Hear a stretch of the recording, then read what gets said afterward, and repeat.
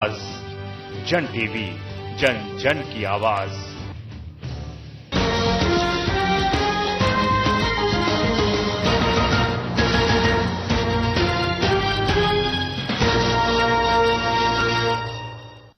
नमस्कार, जन टीवी में स्वागत आपका। मैं हूं योगेंद्र। आप देख रहे हैं एक मुलाकात में हमारे साथ हैं राजस्थान सरकार में कृषि विभाग के प्रिंसिपल सेक्रेटरी नीलकमल दरबारी जी। मैम, आपका जन टीवी में बहुत बहुत स्वागत है। Thank you.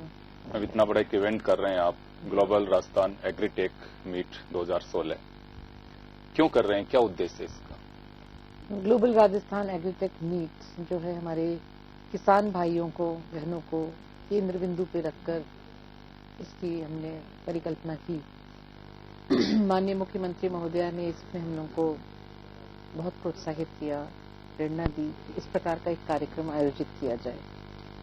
किसान से जो भी जुड़ी चीजें हैं, चाहे वो उसकी खेती में काम आने वाली इनपुट्स हो, जैसे हम कहते हैं, चाहे बीज हो, और चाहे वो प्लांटिंग मटेरियल्स हो, और चाहे वो आगे उसकी मूल्य वृद्धि हो, उनसे जुड़ी जितनी भी चीजें हैं उनको सबको एक प्लेटफॉर्म पे लाया जाए।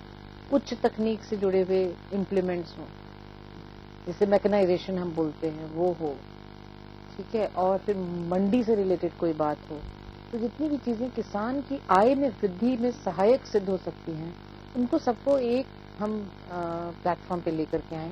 उस पे विचार विमर्श हो, चर्निंग हो, और किसान देखे, किसान को लाया जाए, वो भी देखे कि क्या नया चीज हो रही है, उसकी बात को सुना जाए, और फिर हम एक अपनी दिशा निर्धारित करें कि हमको आगे क्या करना है, कि हम किसान के लिए नई योजनाएं क्या करें जिस प्रकार से कि उसकी आय में वृद्धि हो। हमारे यहाँ 40,000 के आसपास विलेजेस हैं, 295 पंचायत समिति हैं। हर किसान को बुलाना संभव भी नहीं और आना भी संभव नहीं है।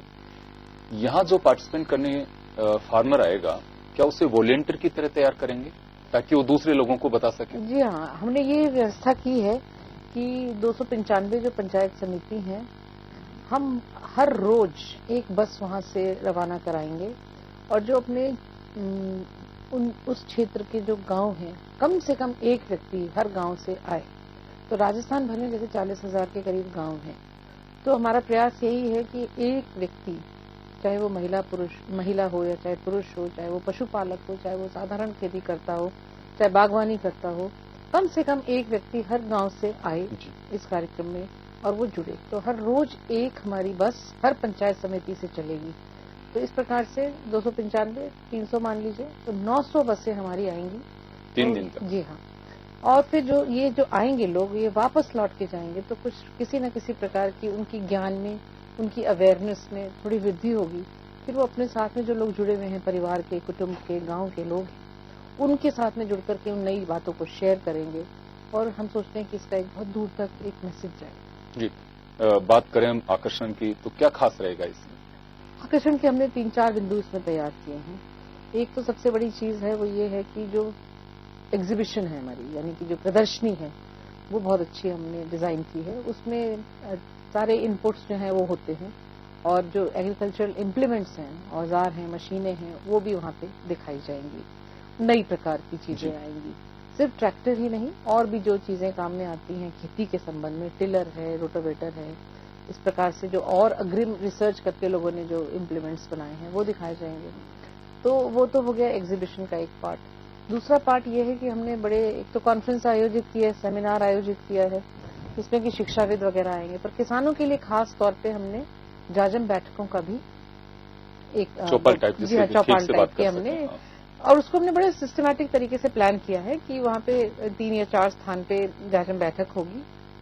हर स्थान पे यूनिवर्सिटी, जो हमारी एग्रीकल्चर यूनिवर्सिटीज हैं राजस्थान में, या जो हमारी पशुपालन का विश्वविद्यालय है गाजुवास, वहां से कोई ना कोई एक प्रोफेसर या कोई एक्सपर्ट रहेगा, और वो किसानों से संवाद स्थापित करके उनकी क्या समस्याएं हैं, वो समस्याएं को सुनकर को निदान पेश करेगा। तो एक रियल लाइफ की जैसे वहां पे एक सिचुएशन पैदा अगर होती है, किसान की समस्या है और मेरे पास में समाधान है, उसका हम आदान प्रदान कर सकते हैं।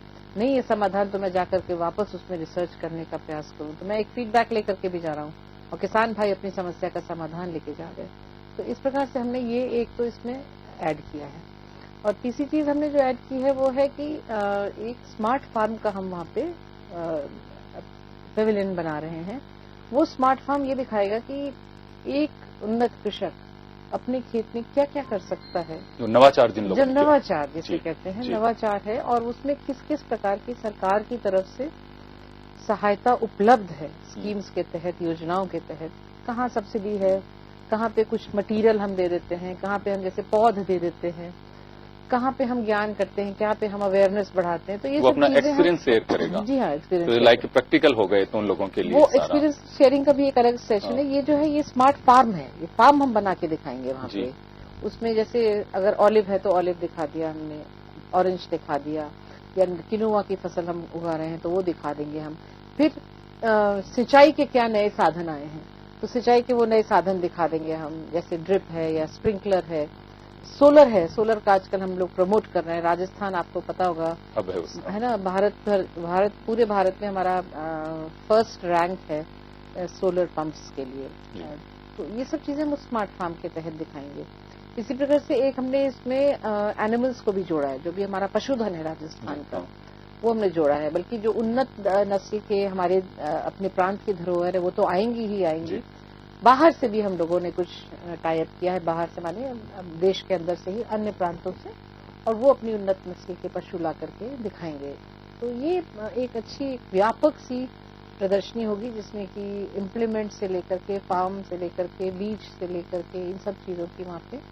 ऐसे कुछ फार्मर्स या फार्म हाउसेज या गवर्नमेंट के आइडेंटिफाई किए होंगे, जैसे आपने बताया कि हम यहाँ पे एक मॉडर्न एक फार्म भी दिखाएंगे, किस तरह से आप कर सकते हैं। कम पानी है तो भी आप बना सकते हैं, आपके पास में एनर्जी का सिस्टम नहीं है तो भी बना सकते हैं, सोलर पैनल या उनके माध्यम से।